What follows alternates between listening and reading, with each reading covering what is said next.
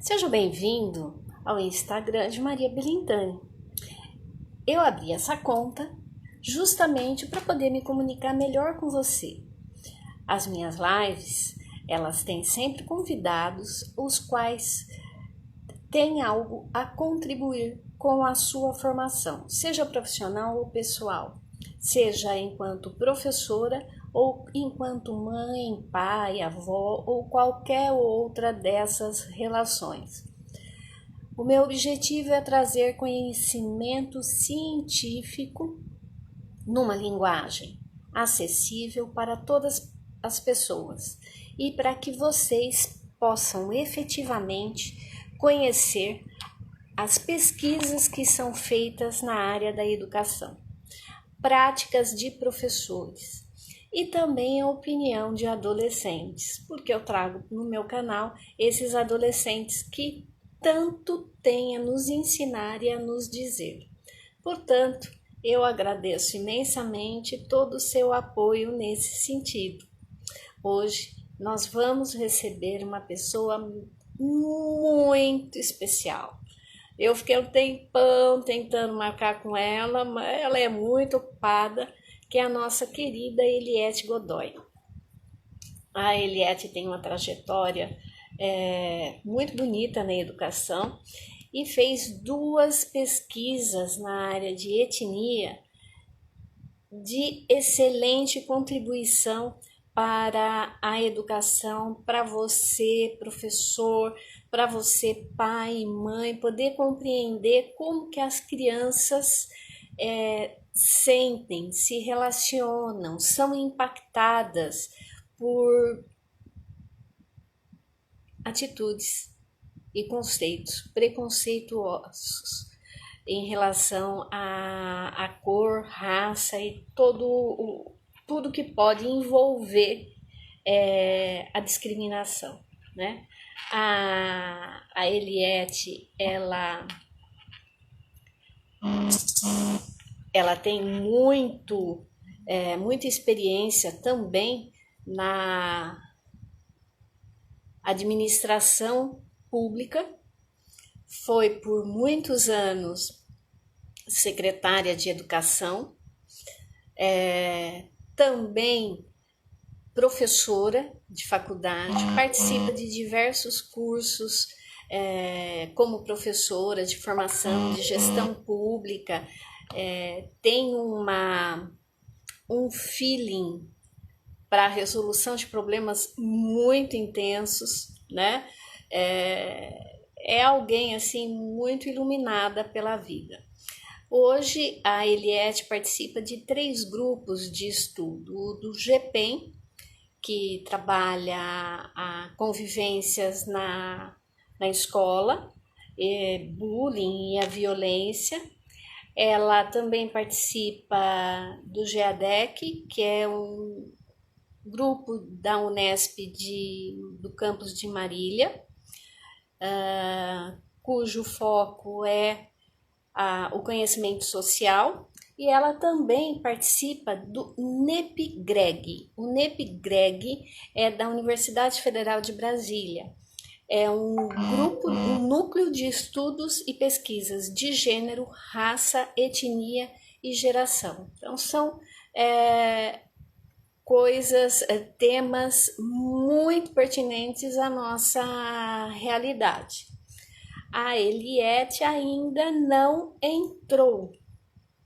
Eu espero que ela ela tá aqui, minha querida. Prontinho. A gente tá aguardando a Eliette se conectar pra gente começar. Hoje... Oi, querida. Oi. Você tá bem? Eu tô, e você? Bem também, bem assim, ó, agitada, porque não estava dando conta aqui de entrar. Mas agora tá tudo em ordem. Cheguei. Gente do céu, o que é? Parece que as coisas, quando a gente precisa, porque a gente não tem muito domínio delas, né? Quando a gente precisa, elas não funcionam como a gente quer, né? Aí demorei Olha, para chegar no caminho, tá, Maria? Me Olha, perdoa. você fique tranquila. Nesse meio de tempo, eu já fui fazendo a sua apresentação. Só faltava falar que hoje Ah, você está trabalhando na PUC de Campinas e é diretora do curso de pedagogia. E também já trabalhou com o Parfor. Do resto, já falei tudo. Ó, a ah, Lurdinha aqui de Viçosa já tá mandando um recado para você, minha querida amiga e companheira de Unicamp. ai, que saudade, né? É um grupo que traz muita saudade para todos nós, viu?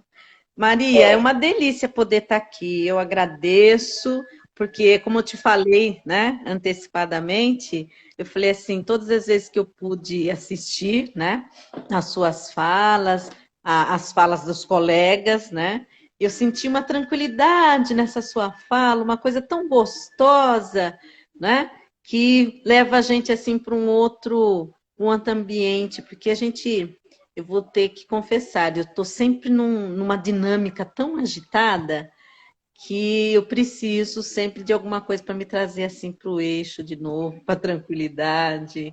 E quando eu vejo as suas intervenções, acho assim interessante por isso, porque eu me sinto com essa tranquilidade.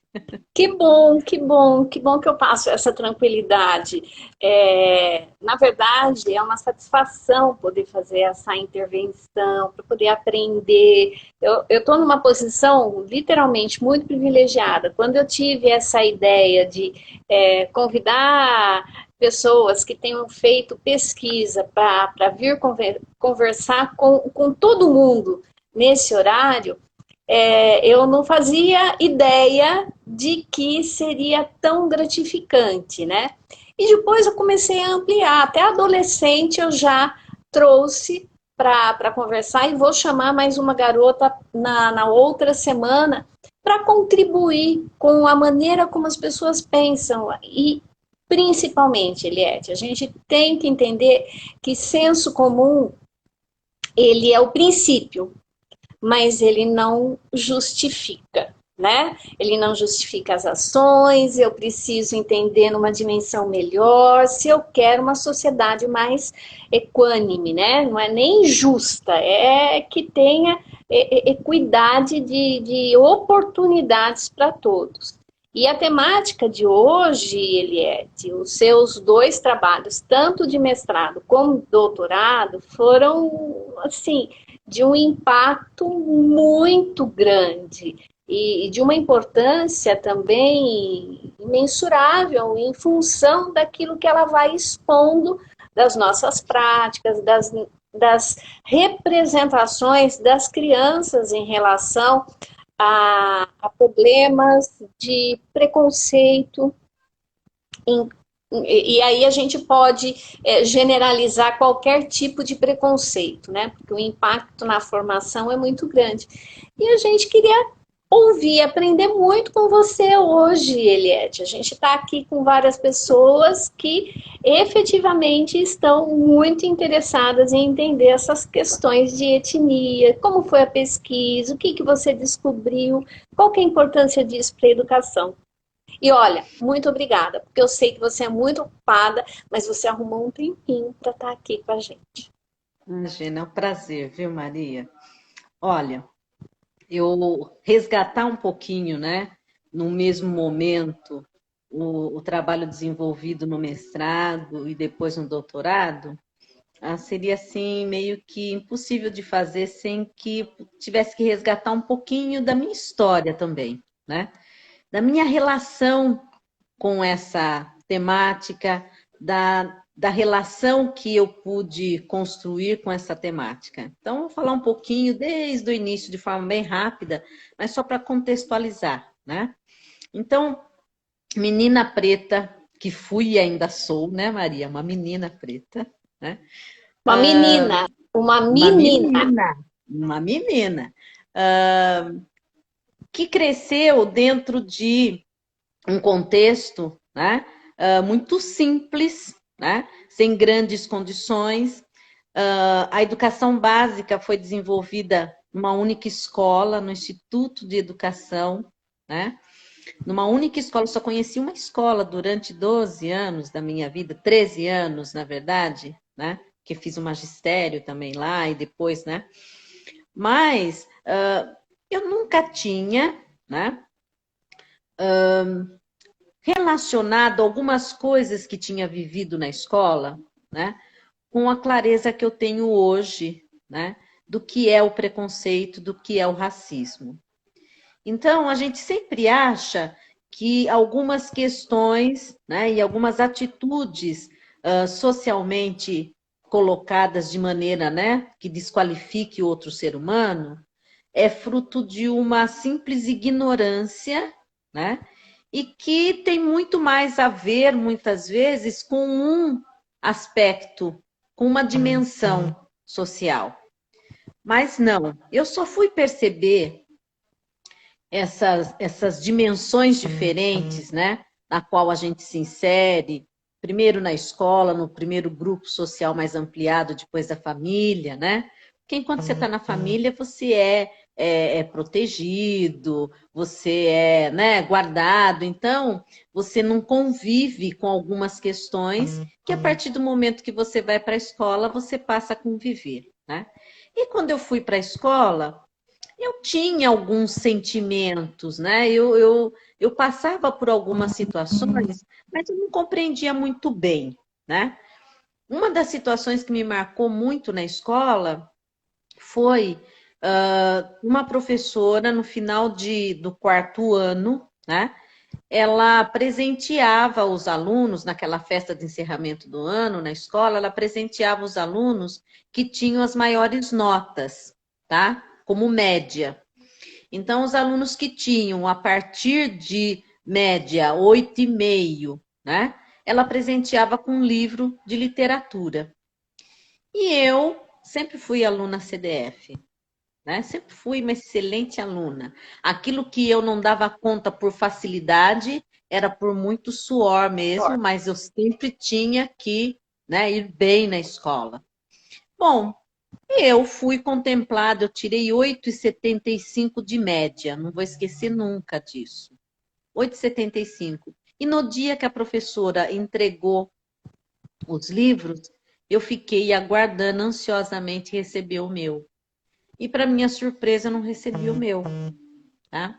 Aquilo marcou tanto para mim que eu queria entender o que tinha acontecido.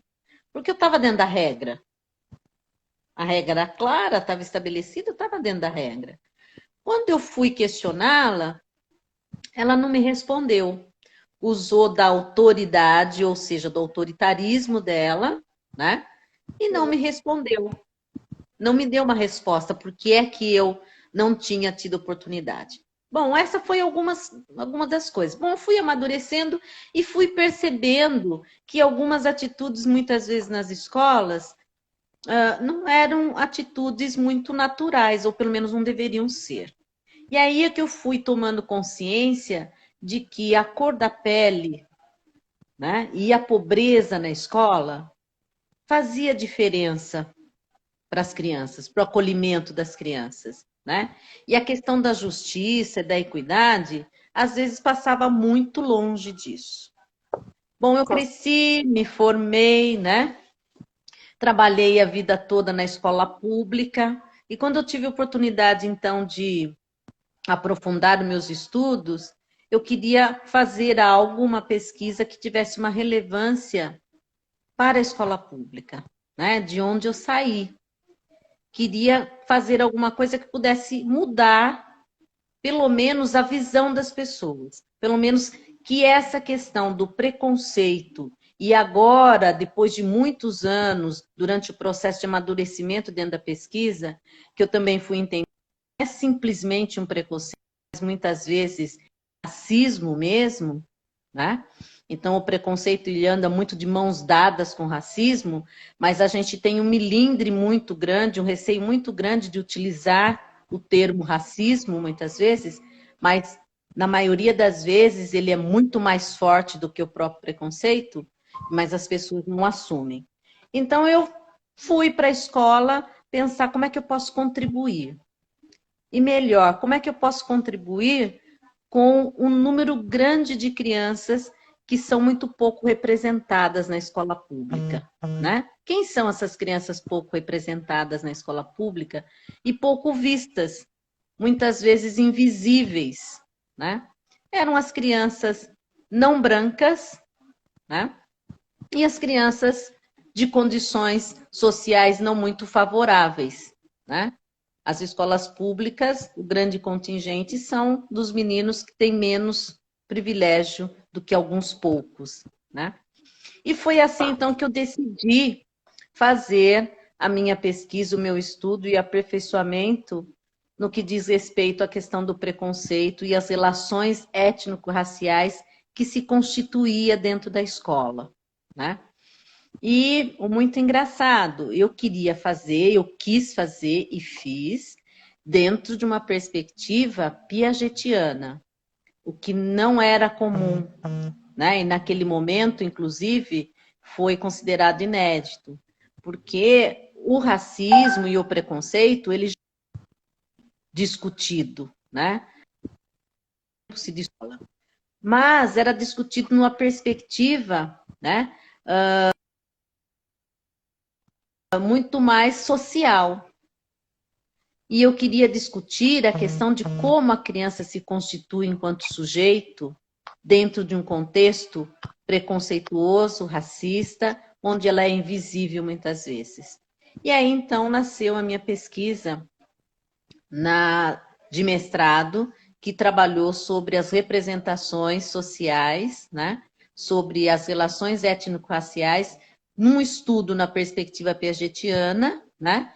E eu fui entender e conhecer como é que se dava a perspectiva do aluno. Por quê? Para que o educador e o professor pudesse pensar em mudar, né, a sua postura, a sua posição, ele tinha que aprender a conhecer e entender os processos de desenvolvimento dos seus alunos para se tornar mais sensíveis às suas práticas, inclusive, né? Ninguém muda de posição numa relação se a gente não consegue ter esse conhecimento que vai pautar a empatia com o outro. Então, era preciso que os professores pudessem ter a oportunidade de construir uma empatia com a criança não branca na escola, ser sensível, né, às questões que aquelas crianças viviam e que muitos, na verdade, poucos davam atenção, né, a essa questão. E aí, então, eu fui para a educação infantil. E aí, crianças que estavam em processo de desenvolvimento, né, da sua identidade, da sua personalidade, conhecendo o mundo a partir de uma perspectiva ainda bastante egocêntrica, né, mas construindo uma lógica dentro das relações que ela estabelecia com o mundo. E que relações eram essas que essas crianças estabeleciam nas nossas salas de aulas na escola pública, né? Que interações eram aquelas que poderiam propiciar a elas o desenvolvimento social com uma maior compreensão, que fosse positivo o suficiente para ela desenvolver a sua autoimagem, a sua autoestima, a sua autovalorização, né? E uma constituição de uma identidade, vamos dizer assim, que tivesse orgulho e não negação, né? Porque muita... Desculpa, Diga. deixa eu só te interromper um pouquinho. Aqui tem a Zezé, uma professora muito querida, e ela está comentando o seguinte: nossa, ouvindo ela falar da infância dela, eu me lembrei da minha. Sofri muito preconceito na escola e também em alguns lugares onde trabalhei. Talvez não seja o caso da Zezé, mas o que eu gostaria de colocar é que essa história de vida, o fato de você trazer, né, a público essa dor, esse sofrimento, né? Porque eu acho que isso é uma ferida que ela cicatriza, mas ela tá aí, né? Uhum. Auxilia e muito outras pessoas, tal como a Zezé, a relembrar a sua infância e identificar situações de racismo. Porque o que eu entendo, o pouco que eu entendo, né? Porque afinal de contas eu sou branca, eu não passo, nunca passei por essa situação, mas o que eu, assim, não concebo é que alguém pobre, negro, deficiente, entenda aquilo, aquele tratamento como sendo natural. Pois é, Maria. A Não grande pode. questão a grande questão é essa, é que quando a gente trata, hoje eu tenho esse conhecimento, né? Naquele momento do mestrado eu ainda não tinha o aprofundamento com relação a isso.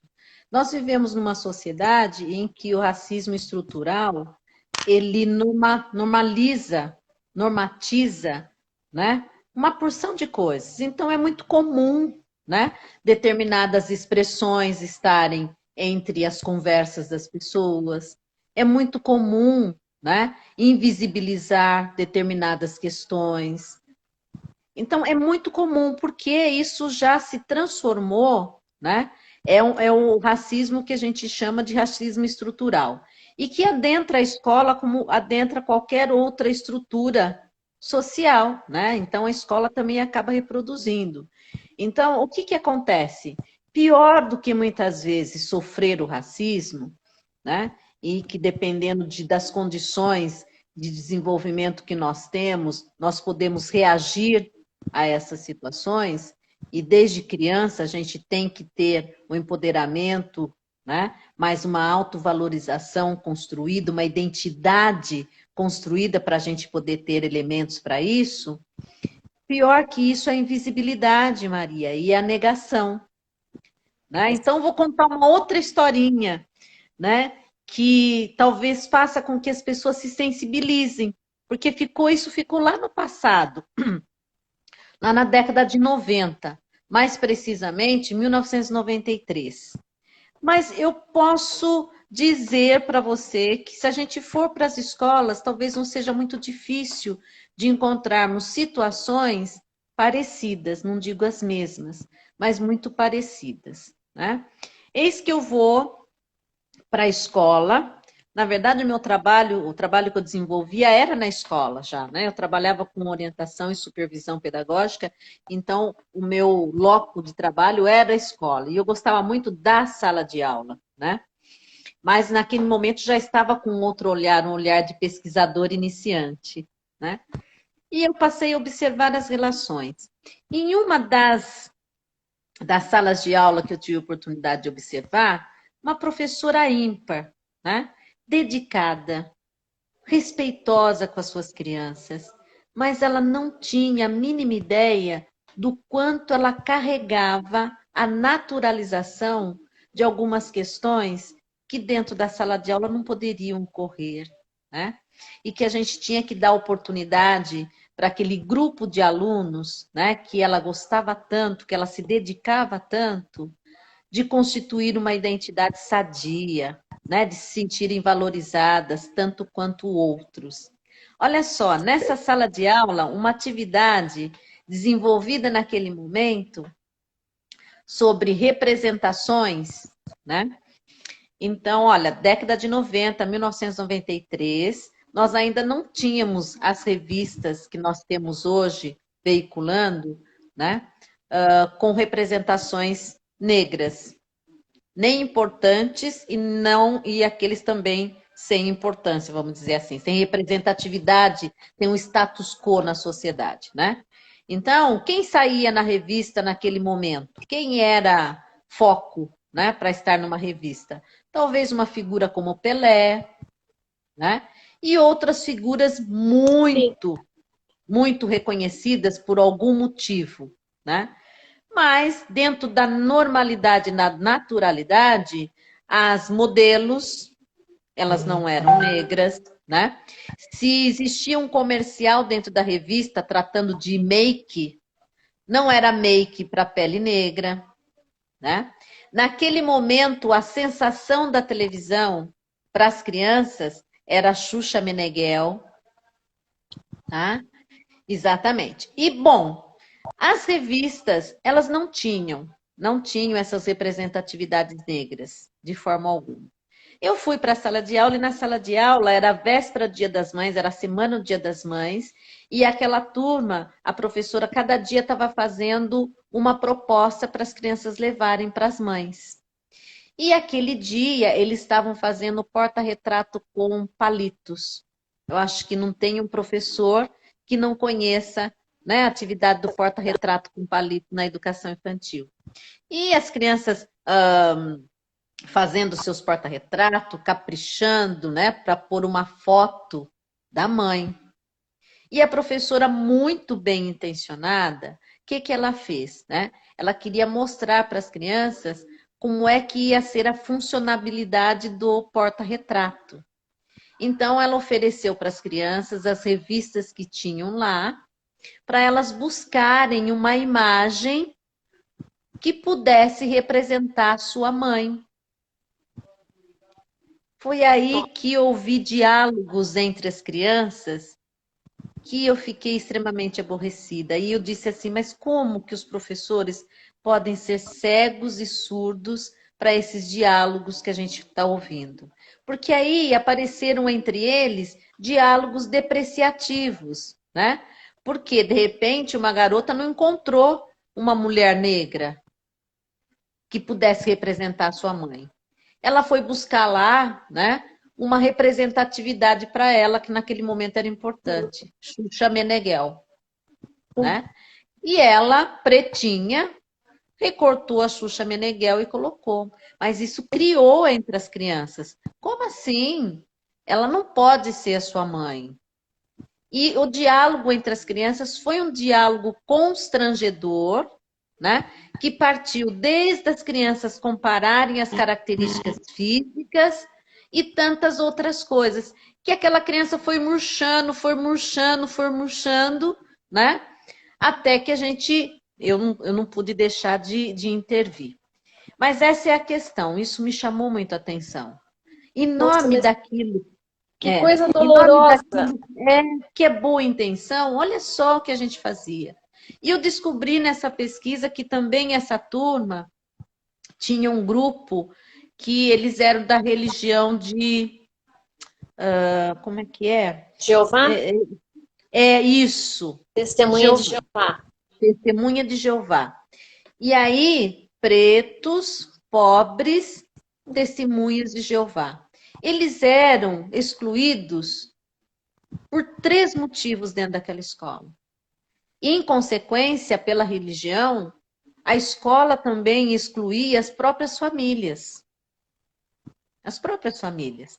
Porque a questão do respeito, né, aos princípios daquela religião também fazia com que a escola não dialogasse tanto com os pais. A escola fosse intransigente, porque, mas a família não deixa fazer nada, a família não deixa isso, a família não deixa aquilo. Então, dificuldade de dialogar. Mas então, Maria, e aí eu fui descobrindo como é que eu poderia conduzir esse trabalho olhando a perspectiva da criança. Eu falei, eu preciso entender como é que essa criança constrói essa identidade, como é que ela constrói essa representação de si e do outro, né? Como é que ela vai constituindo esse conhecimento social e como isso pode interferir no seu processo, né, de desenvolvimento. E por que não dizer no processo de aprendizagem também? Porque na época já existiam pesquisas dizendo que as crianças negras eram as crianças, né, de maior número de fracasso na escola. Era o maior número de crianças evadidas da escola. Era o maior número de crianças que reprovavam. E aí, quando a gente começa a estudar, né, começa a se aprofundar na teoria piagetiana, aí a gente vê o quanto os diferentes aspectos eles estão imbricados no processo de desenvolvimento do sujeito, né? Que vai interferir no seu processo de aprendizado, né? Positivamente ou negativamente. Então, como é que uma criança que não se sente bem na escola, porque por um motivo ou por outro, né? ela é excluída por um motivo ou por outro, ela sofre preconceito, ou sofre racismo, ou pior ainda, ela não é notada, ela é invisível, ela não faz parte do grupo, como é que ela pode se desenvolver bem, né?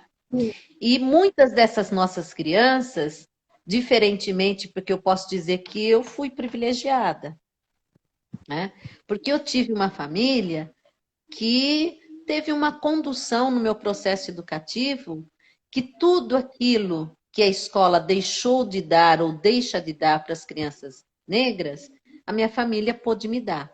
Então, o meu empoderamento, o reconhecimento de quem eu sou, né? A minha identidade, a minha autovalorização, a minha autoestima, isso não dependi da escola, mas eu tive o suporte, né? Mas e as crianças que não têm esse total suporte? A escola não tem o direito de negar a elas essas possibilidades. Então, Com certeza. trabalhar com isso foi extremamente importante, gratificante, né? Porque é como se tivesse sido uma pesquisação, ela não foi categorizada, classificada dessa maneira naquele momento, mas é como se tivesse tido uma pesquisação e os professores, as equipes, quando passaram a discutir sobre a temática, né, como a gente passou a problematizar, elas passaram a perceber, nossa, mas como que a gente não enxergava isso antes? Como que a gente não via por essa perspectiva antes, né? Como é que a gente achava que se constituía a identidade de uma criança? Como que a gente não percebia a responsabilidade que nós tínhamos dentro da escola? Então, a representatividade dentro da escola passou a ser pensada de uma outra maneira, né? O cantinho, né, da casinha passou a ter bonecas negras, né? Olha, Bonecas negras. Há revistas, né? Uma coisa que já devia ter dito no início, mas reitero agora, e é uma coisa extremamente importante, também eu tive a felicidade de ter Orly, né? Que aceitou que eu assumisse essa pesquisa dentro do laboratório, né? De psicogenética. Por quê?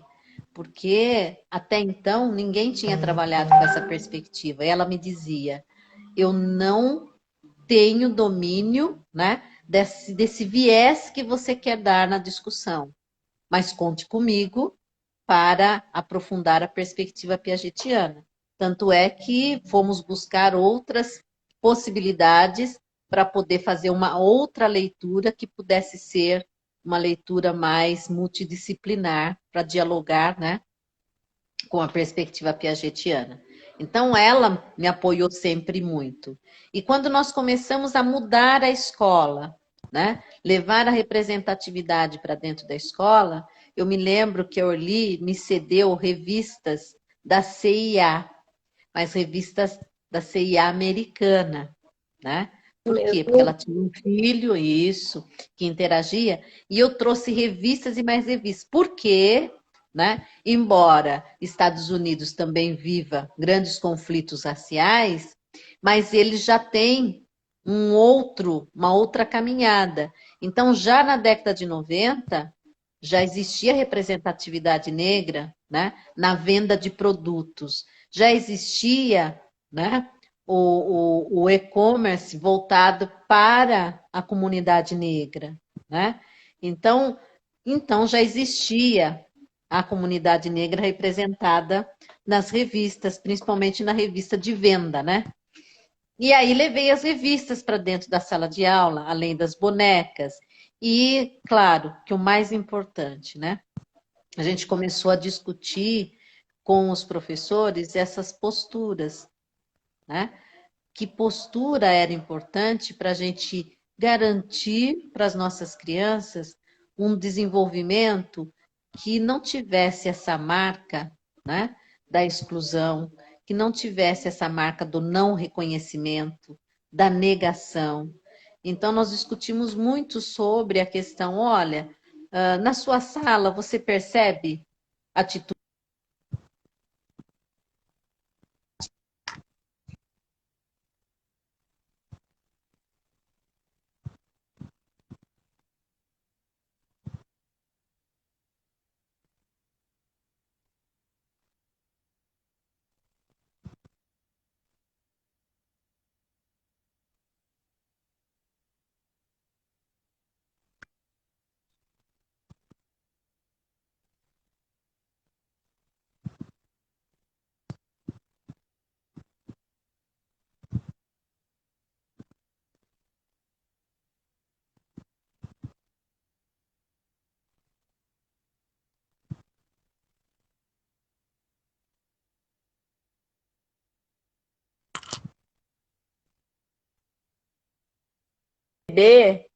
que sentimento, né, e conduta são coisas muito distintas, né? Por quê? Eliette, só um minutinho. Eu queria que você repetisse a última frase, porque não deu para ouvir. Você disse Desculpa. que não sei o que e condutas. Sentimento, Sente... sentimentos e condutas são coisas distintas, né? Então eu fui entender também isso no decorrer do processo de aprofundamento nos estudos, né? Porque conforme eu fui desenvolvendo o estudo com as crianças na educação infantil, o que a gente percebeu? A gente percebeu que as crianças, né? Ou seja, nós não nascemos preconceituosos e muito menos nascemos racistas, né? Mas a sociedade, as nossas relações, os conhecimentos que são advindos da sociedade na qual nós estamos.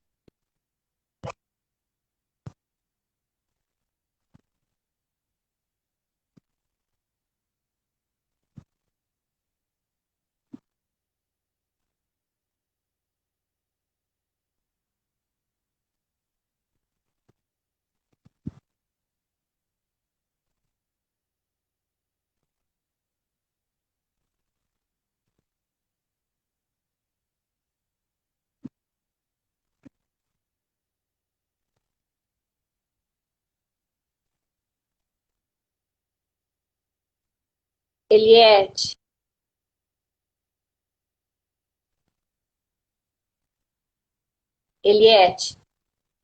tá sem áudio de novo. Você tá me ouvindo? As pessoas não estão te ouvindo. Você tá segurando o telefone na mão? Sem suporte. Porque o Você está som me ouvindo acabou. agora?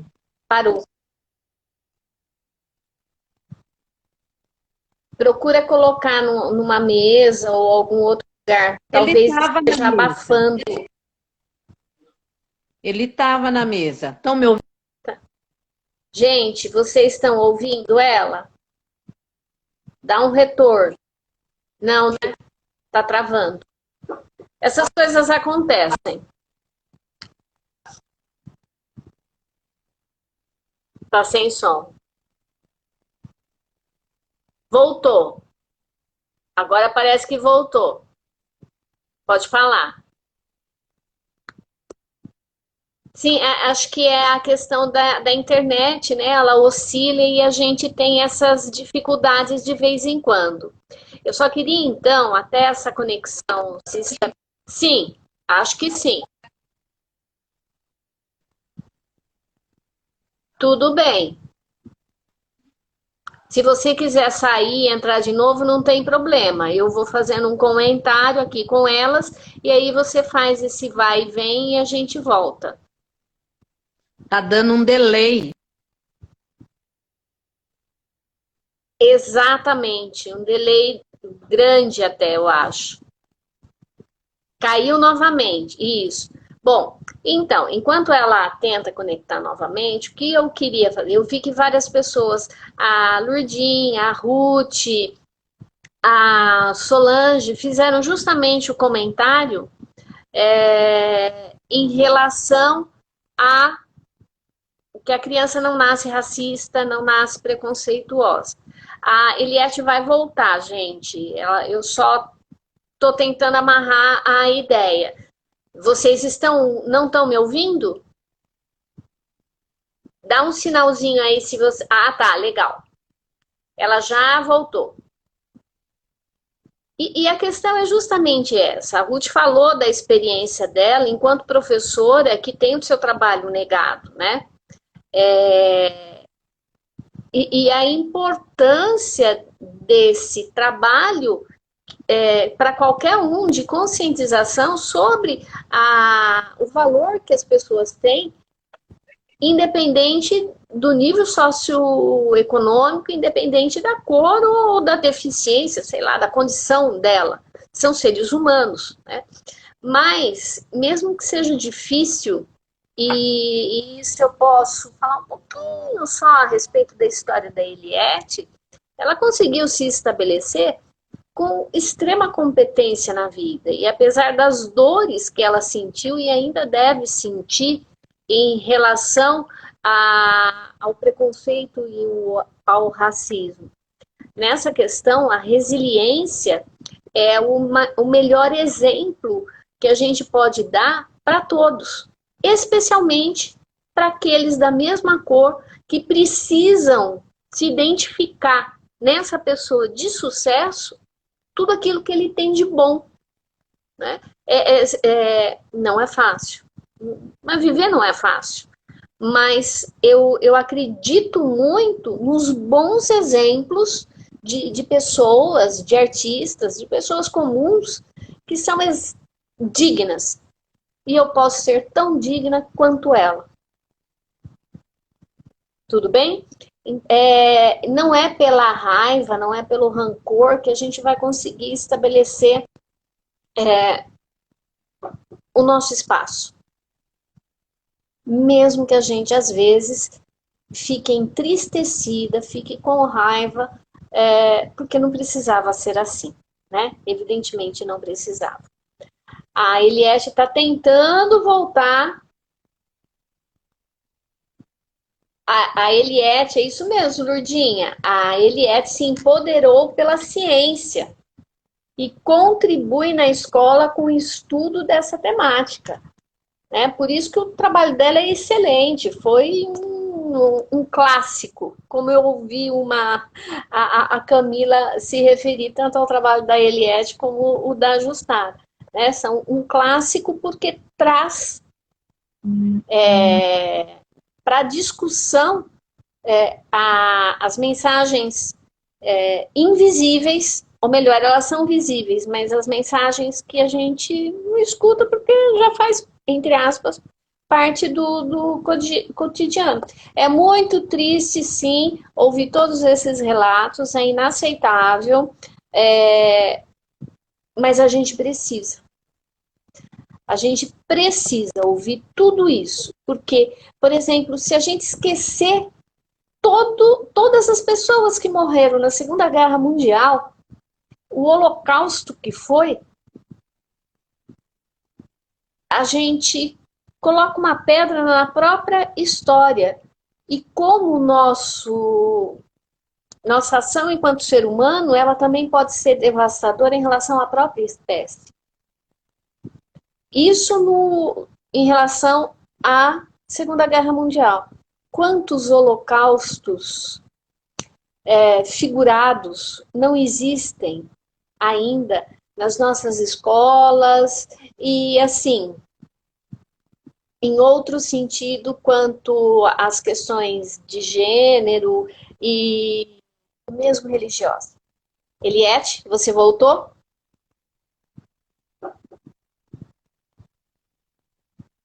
Eliette, tá caindo a conexão. Tô vendo. Ela tá falando aqui. Isso mesmo, Solange. Enquanto educadora é a nossa obrigação. Querida, eu tô aqui. Que pena, você não tá me ouvindo? Então, mas eu também tô te vendo, mas você não me ouve, eu te ouço. Que bom que você me ouviu. Então você já sabe o que eu falei. Você consegue falar? Mas eu não consigo te ouvir. Você me ouve. Fale devagar para ver se a gente consegue diminuir esse delay. Fazer leitura labial. Tá bom. Eu estava falando a respeito da diferença entre o sentir e a razão. E o quanto isso foi importante, né? O quanto isso foi importante para que eu pudesse avançar com os meus trabalhos e com os estudos e pudesse contribuir com a questão das escolas, né? Com o projeto educador das escolas. Por quê? Porque as crianças, quando elas são pequenas, tomando, por exemplo, um estudo feito na educação infantil, elas se expressam com uma espontaneidade e elas acabam expressando muitas vezes aquilo que elas ouvem e aquilo que elas sentem, né? Então, elas reproduzem de alguma maneira, ainda que não tenha, claro, consciência disso, mas elas reproduzem aquilo que elas vivem no seu ambiente. Então, esse conhecimento social, né, que ela vai construindo nos diferentes ambientes, vai contando muito. E como ela não tem ainda uma perspectiva de uma lógica própria, ela vai dizer, mas se a minha professora age assim, se o meu pai age assim, se a minha mãe pensa dessa forma e age de tal maneira, essa é a forma também natural para ela agir, né? E isso ficou muito evidente nas pesquisas. E aí, além de pensar, bom, como é que a gente pode fazer diferença para essas crianças, para aquelas que sofrem, né, o preconceito, o racismo, e para aquelas crianças que, mesmo sem saber, as suas atitudes, elas reforçam, né, essa estrutura social. E foi um trabalho assim bastante interessante e que trouxe muitos questionamentos, tá? Muitos questionamentos. Mas foi muito importante porque eu também tive que, vamos dizer assim, romper algumas barreiras dentro da academia, né? Porque existiam acadêmicos ligados.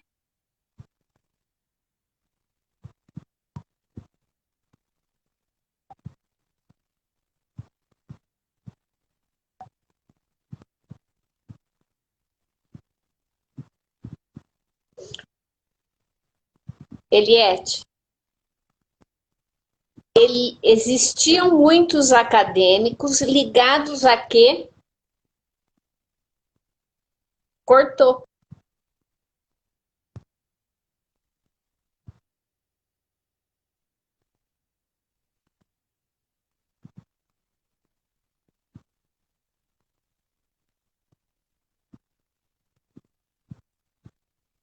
Vocês estão conseguindo ouvir a Eliette?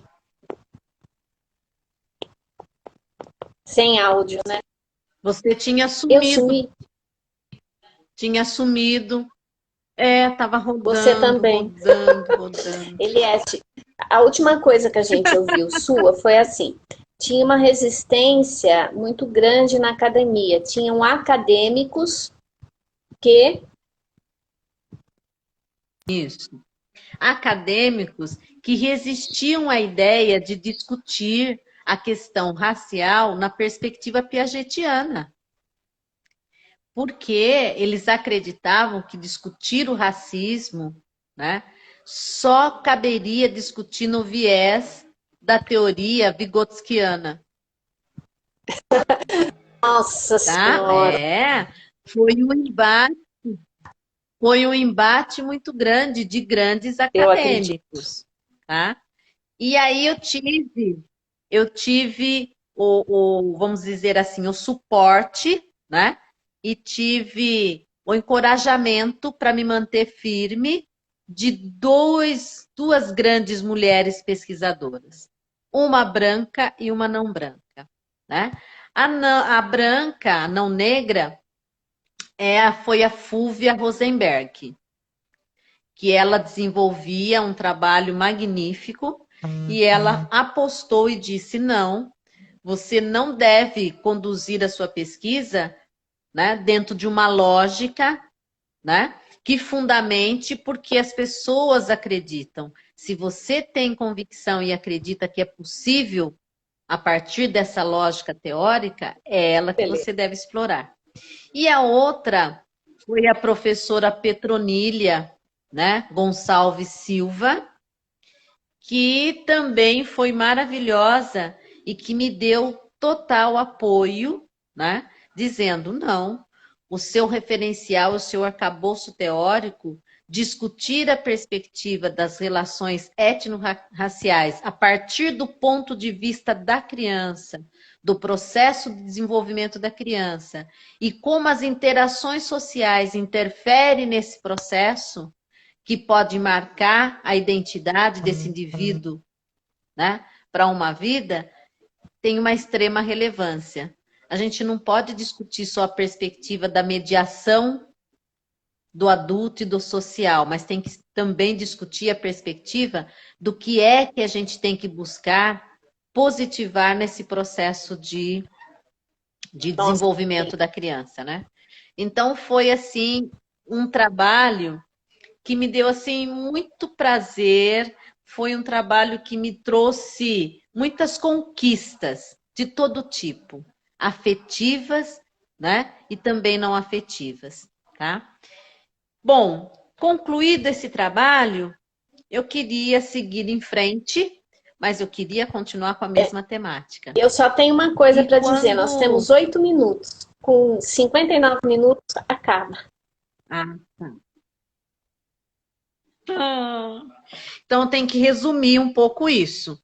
Então, o que aconteceu? Eu queria aprofundar o meu trabalho. E uma coisa que eu descobri, né, desenvolvendo a pesquisa no mestrado, voltando a essa questão da relação entre o sentimento e a razão, é que para que a gente pudesse ter uma possível alteração nessas relações estabelecidas dentro do campo educacional, né, não bastava a gente só priorizar, né, o desenvolvimento da autoestima, da autoconfiança, da identidade da nossa criança, empoderar a nossa criança negra na escola.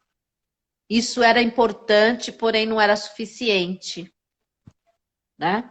Por quê? Porque a questão externa, esse peso do racismo estrutural, ele é tão forte que ele vai permeando as instituições e vai marcando trajetórias. E nem todo mundo, Maria, como bem disse você, né, teve a possibilidade de desenvolver resiliência, né? Porque a resiliência é algo também que vai se constituindo e depende muito de várias condições que o indivíduo tem para que essa resiliência, né, ocorra. Então, também não são todos que se tornam fortes o suficientes para romper essa barreira estrutural. E aí, eu falei, mas o que é então que a gente precisa entender? Que relação está posta aí para que a gente consiga, de alguma forma, atuar para mudar a realidade das crianças, mas ao mesmo tempo da atuação e da postura e da forma como os educadores desenvolvem esse projeto de escola e para quem eles desenvolvem esse projeto de escola. E, claro que dando continuidade à perspectiva, né, de todo o empoderamento e embasamento teórico piagetiano, eu fui desenvolver, então, uma pesquisa que tinha como pano de fundo discutir razão, emoção, né, e desenvolvimento moral. Eu tinha como pressuposto, né, que quanto maior fosse o desenvolvimento do juízo moral das crianças, tanto menor seria a possibilidade do preconceito e o racismo. Mas isso não é verdade, minha gente. Porque nós temos dois componentes muito fortes, né? Que estão ali, vamos dizer assim, induzindo de alguma maneira as nossas relações, que é a questão afetiva, o sentimento e a razão. Assim como o desenvolvimento da razão não é suficiente, né, para que a gente construa a moralidade, ele é importante, mas ele não é suficiente, né? Também a razão, ela é importante, mas não é suficiente para que a gente dê conta de olhar para o ser humano, né? Construir uma negativa para essa questão do sentimento preconceituoso e racista. Então, eu trabalhamos com crianças já na primeira etapa do ensino fundamental, naquela época, terceiro e quartos anos. E fomos trabalhando com questões morais com eles, que envolvia as próprias relações entre eles.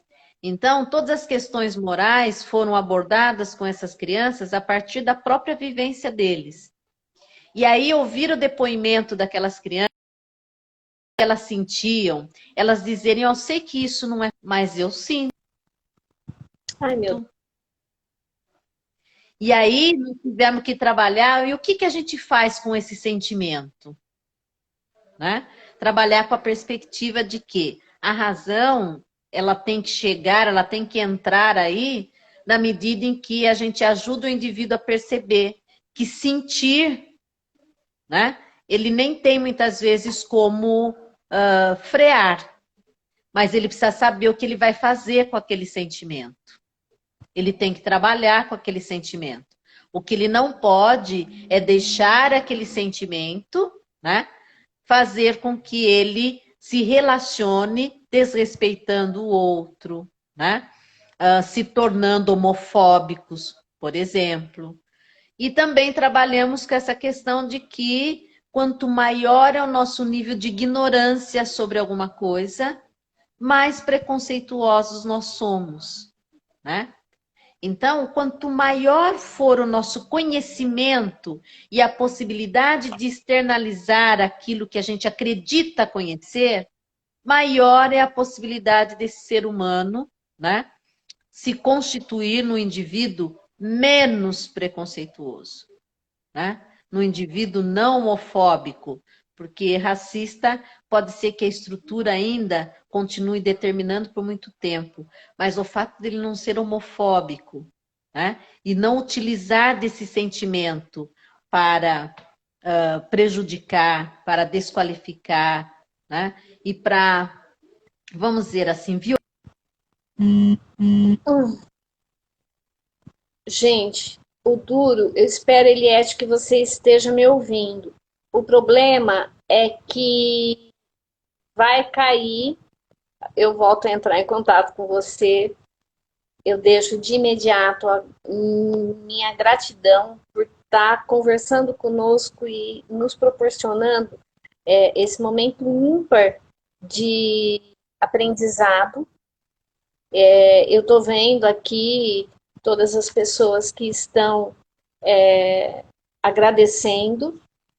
Eu vou conversar com ela para que ela possa retornar. Minha gratidão imensa. Amanhã nós vamos falar sobre amizade, uma pesquisa a partir da escuta com as crianças. É isso aí, Lurdinha. É a importância de pesquisa com criança. Não perca a live de amanhã, que é com a Jussara. E divulguem, gente. Divulguem essas temáticas, porque aquilo que a Eliette falou, o conhecimento, ele precisa ser distribuído gratuitamente para que o racismo, o preconceito, a ignorância, elas sejam cada vez menores, tá? Um beijão e não se esqueça, se você quiser ouvir de novo, tá no IGTV, tá no YouTube e divulguem. Conhecimento é tudo na nossa vida. Um beijo bem grande mais uma vez por vocês estarem aqui. Fiquem com Deus.